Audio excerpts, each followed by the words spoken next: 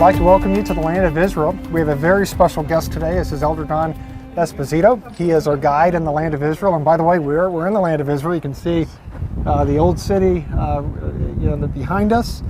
But Don has a different belief, a theory with the temple and where it was originally located. It's very fascinating.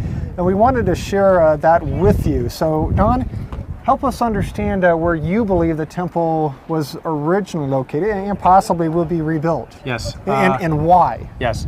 Just to start, it's something about 15 years ago I read a book by Ernest Martin, The Temples Jerusalem Forgot, and it had a lot of information on this subject, and that's what really started the wheels turning. And then you come here and you're kind of looking, and in a short time like this, it's hard to get in everything, but what I want to do is maybe try to make the most the observations that the people can understand the easiest, let's say. First of all, we're looking in front of us, which most people believe is the Temple Mount. Yep. And why do they believe it's the Temple Mount? Because coming from the 13th century, when the Jews started coming back to Israel, there was up there where they call the Dome of the Rock, it was a church of the Crusaders at that time called the Temple of Domini. Okay. And because of that temple that was there, they said, well, if this is the Temple of Domini, this must have been the place where Solomon's temple was. And then, of course, later the Muslims took it back under Saladin, and they made it back into the mosque again. What is the historical records for the existence of the church in place of the Dome of the Rock today? Yes. Where do we find that? You can look from the Bordeaux Pilgrim and Eusebius, and there's different things that show that there was a church there, an octagonal church that was called the Church of the Holy Wisdom, and the Church of St. Cyrus. So you're saying that the size or the Dome of the Rock may have been the size of that church? Without a shadow of a doubt, because it was an octagonal church, and we actually have 8 of them that they found here in Israel. Okay. We saw the one in Capernaum. We didn't get to see the one in Samaria. There's another one in the suburbs of Jerusalem behind here. But at that time, that the Christians, because they believed the resurrection is the first day of the week, they started making the churches from the 4th, 5th century all the way up until the 6th, 7th century. When the Muslims came in the Persian conquest, they destroyed the churches and made them into mosques. Sure. And then when the Crusaders came, they turned it back into a temple, so to speak. And then when the Muslims came back, they turned it back into, and that's where you have the Dome of the Rock. And nowhere in the world will you ever find a mosque that's like that. Okay. It isn't structured like that. And really, technically, is that a mosque? The Dome of the Rock. Yeah, it is a mosque. Okay. But I don't know if you'd say technically. From what I understand, there's not a qibla in there. Uh-huh. The qibla is the niche that kind of shows toward Mecca. Okay. But they use it as a mosque. Because they always pray toward Mecca. Yes, Yeah. exactly. Yeah.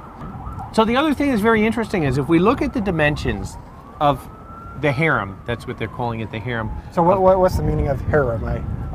It's like the holy place for the Muslims. They call it the harem esh-sharif.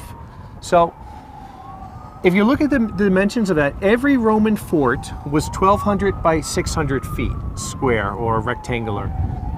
This is almost exactly like that. It's 96% because of the formation of the rock. This is built on a 75-foot protruding rock that from the city of David, when you come across the tunnels, which we're going to do tomorrow, you'll actually see the base of that rock underneath here. So the rock comes up, and that's why they built it, and it's the size of every Roman fort. Now the temple, if you look at the size of the temple from what fort was that called? Fort Antonia. Fort Antonia. And that's what Josephus tells us. Fort Antonia, which is also called the Rock, because of the large protruding rock that's underneath it. The interesting part is, if you're looking at this as the temple, we have a lot of temple records, right? We have the temple scroll from the Dead Sea Scrolls. We have the Mishnah, we have the Talmud, we have the Bible, of course. So there's many, many records that talk about the temple, how it was built. And even in the book of Kings, down to the cubit, there is absolutely no record of anything dealing with the temple with a large protruding rock. And just to show you how large this is. Really the platform, the Temple Mount, as it's called today. Yes, and the rock that's underneath the Dome of the Rock, where it actually comes out, it's protruding, which is 58 feet by 51 feet. So if that dome was not there right now, that's what we would be. If we were standing there, you would be on a rock that's 58 feet by 51 feet. And that does not fit the size of the temple, is what you're stating. No, the temple is, the Holy of Holies is 30 feet by 30 feet. And not only is that 58 by 51 feet, but it's an oblong rock. It's not flat. Not flat, yeah. No, so yeah. there's no reason why you would have that rock in the Holy Holies. And there's nothing that ever says it. You know, that's the thing. If it was there, I mean, it's a pretty big rock. You would think some historical record would have mentioned it. Now, what about the walls themselves? So what are some of the indicators that that's not the walls of the temple? Well, these walls here we're looking at were built by Suleiman I in 1538. So these are all from the Ottoman Empire. Below these walls, though, and we can see a little bit over here, maybe the corner there. Exactly, the corner there, but mostly on the south side and the west side, there's about 10,000 Herodian stones. Some of those stones up to 8 tons, one stone, that are still there today. So again, if we look in the Bible, Nehemiah 2, Nehemiah 3, Nehemiah 12, the Bible tells us exactly about this wall being built, the wall of the temple at least anyway. And it tells us that when Nehemiah came, he came right through here, right through the Kidron Valley, right? And the stones were all there. He couldn't even get his donkey through. And he came up with this plan to rebuild the walls. Already Ezra had built the temple, and he was going to rebuild the walls. And the Bible tells us the miracle that happened, that 52 days with very few men, they built the walls. Now, as we're looking at this wall, going all the way down, it's only the eastern wall. Even today, it would be impossible for crews with equipment, you know, with John Deere's to build this wall in 52 days. Yeah, it is quite a long wall. It's certainly and considering, an amazing thing. like it says in the New Testament, that it took the temple 46 years to build, that you're not going to do that. But yet, in the city of David, where the temple would have been, it would have been a magnificent feat, but they could have done it. They could have done the walls there. So you're saying the temple was not here, Yes. right? Not in the traditional Temple Mount, but near the city of David. Exactly, in the city of David. And remember, in the Bible, the Temple Mount, Mount Zion, which is Mount Zion, and the city of David are synonymous. You know, in And we see examples of that. Second Chronicles 5:2, we see, and which is the city of David, which is Mount Zion. So I don't think from a biblical standpoint anybody would argue that Mount Zion and the city of David is the same. The problem that happened was, because the Jewish people were out of here for 1,000 years, they kind of lost the location of these places. And up until almost 1900, they didn't even know that was the city of David. Yeah, and that's amazing. Yeah, the other thing too is we've already mentioned Fort Antonio, but what I find fascinating is they have a model at the Israeli Museum. Yes. And I'm sure you've seen it. Avi Yeah, the Yonah's Temple model. Mount. Yes. And yeah, Fort Antonio right there to the side, small little. And for me, listening to you prior to the recording, for me, that's a very important point because as a 10th Legion, Yes. right? Am I correct? Possibly 6,000 to 10,000 men. Yes. You know, it's just really impossible. So I think that's a very important point. The size that would be required for that type of legion or that type of military would not be sufficient for what they're showing at the Israeli Museum. Yes, and Josephus tells us that Fort Antonio was much larger in scope than the temple itself. He said from the northern side it blocked the temple, and he said it was Now so... this is coming north. Yes, exactly. This is coming north to south, Okay. so we're seeing it. And he says it was so large, it was as large as a city, actually several cities. And we were just up there Yeah, a little while ago, and you could absolutely. see it. You could see when you're up there really how large it really is. And for the Romans, a fort like that, they would have, it's almost like a small city Yes. within the fort.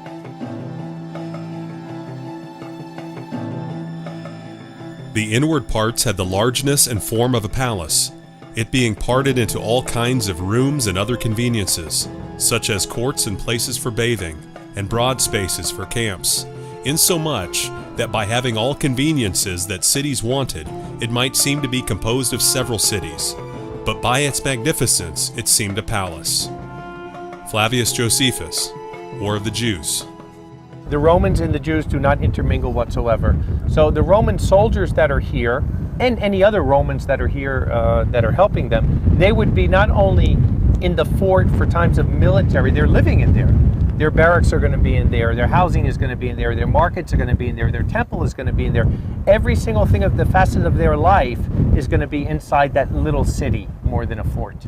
And the model, again, going back to this Israeli Museum, you know, what's your guess? 200-300 men at most? At most. At most. At most. And, you know, based on the projections, at least what you believe, and I want to go home, I want to do some because this is very, very fascinating. Yes. You're saying 6,000 to 10,000 men. which is a legion of troops. And when you look in Josephus, the word that's used for legion, 6,000 troops, every single place in Josephus it's translated as legion, except when you come to the Temple Mount, they change the word to cohort because it just doesn't fit. Now, what's the difference between cohort? A cohort is 600 compared to a legion is 6,000. That's quite a difference. Yes. That's quite But a tagma difference. is the Greek word that they use. So it really should be legion. Every other place it's legion. So you got the dilemma of just not enough days for Ezra and Nehemiah to build the wall. Yes.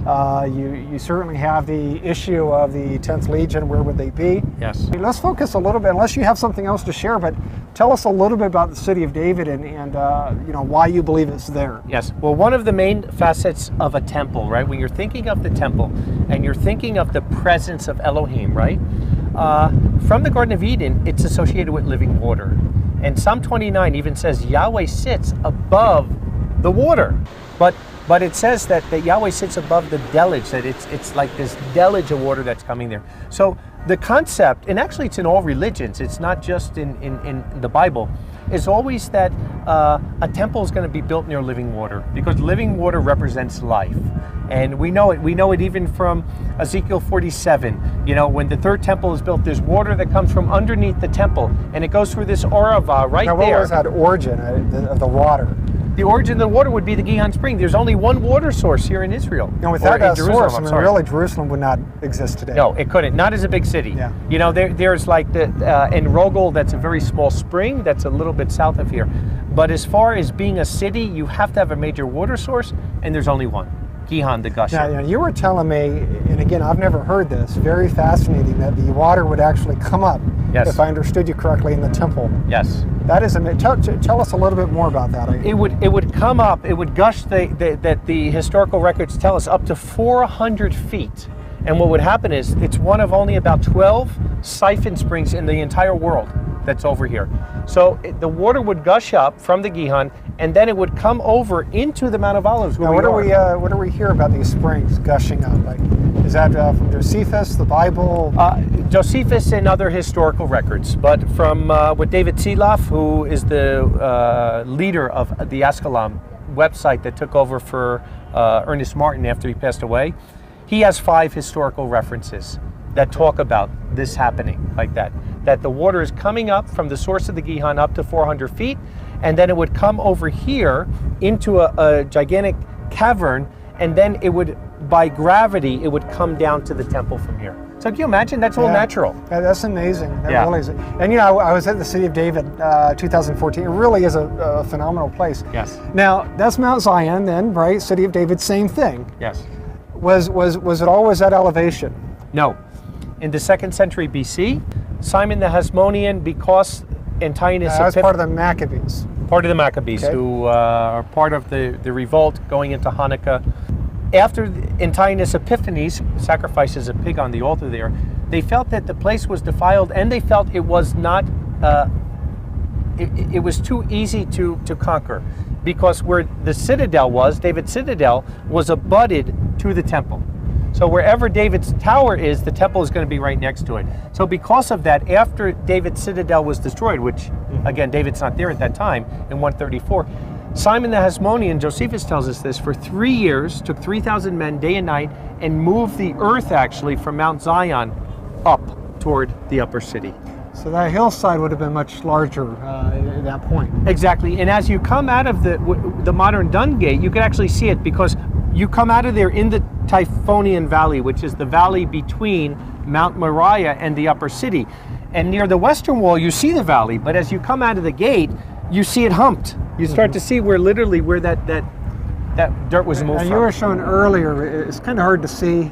There's a aqua blue banner, it looks Yes. like, down the hill. That would be going towards David's palace or the temple.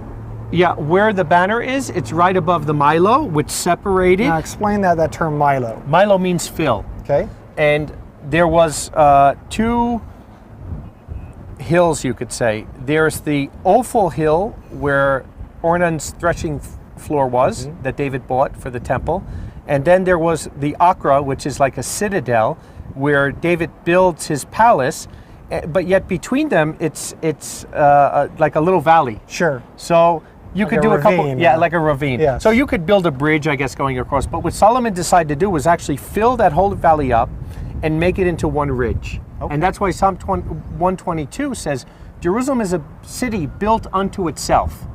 Because you- literally it becomes one ridge, the two. And based on what you understand, we can actually see that. What was our term again? The Milo? The Milo. You can see the Milo. Yeah, you could there. actually see it there. And you know what's really interesting? In Zechariah 6:12, where it talks about the man whose name is the branch, he will build the temple, and he will take the two of them, the two of what, and put them into one. It's the king and priest, right? Because the Akra is the king. The Ophel is where the temple is the priest.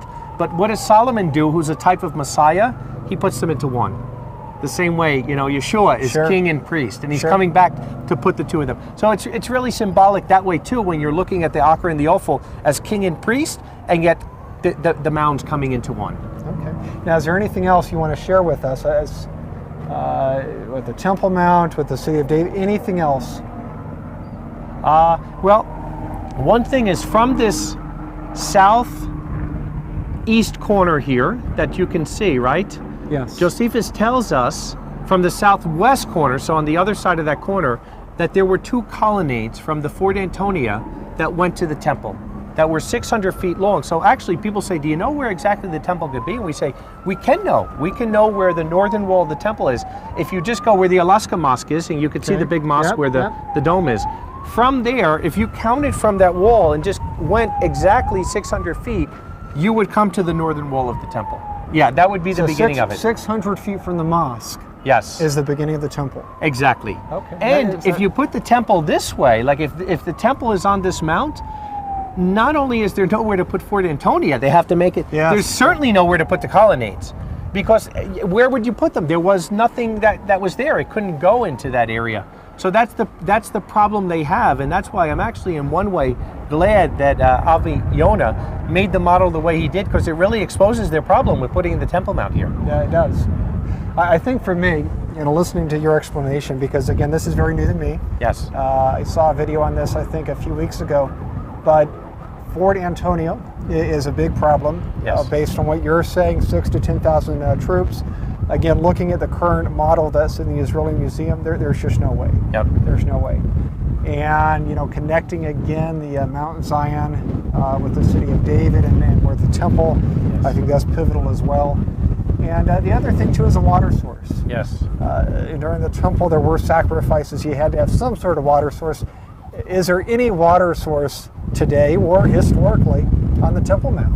Well, The traditional Temple Mount. there's 37 man-made cisterns. Okay. Josephus also tells us that where the temple was, there was subterranean tunnels that are in there that we'll be in tomorrow. Over here, there's only man-made cisterns, no subterranean tunnels. So nothing historically that would say, okay, this could have been No. a water source for the temple. No, there was coming from Bethlehem. There was an aqueduct that came to the Fort Antonia over here, because again, as a city with all those Romans in there, they needed water too. And that's indicative of Roman architecture. The Exactly. aqueducts. We saw that in Caesarea as a beautiful site with the aqueducts coming. Was it what mount is that again? It comes from a mount. Mount Carmel? Carmel. Yes. So really fascinating.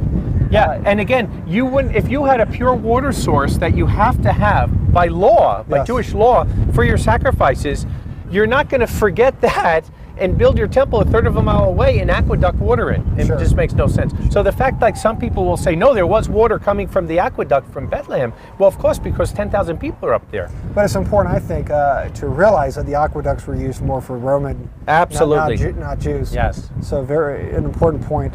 Anything else? Yeah, one other point is Josephus also tells us that the towers, like the northeastern tower, was up to 450 feet.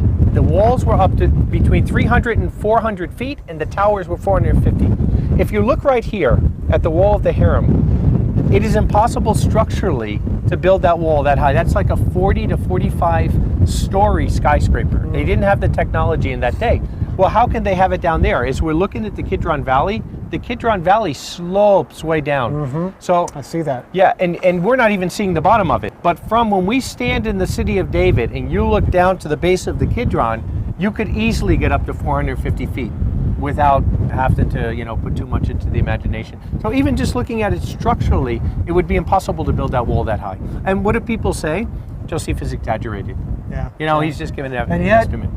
as you've pointed out, and I think this is a good point, a very important point too, they rely on him with everything else. Yes. Everything else is good, except evidently with the temple. Yeah. I it's like now, right? If you're not equipped or educated with this subject, I can tell you almost anything. And you can go look it up, but at the time, you're taking my word for it, right? Because we're just looking at it.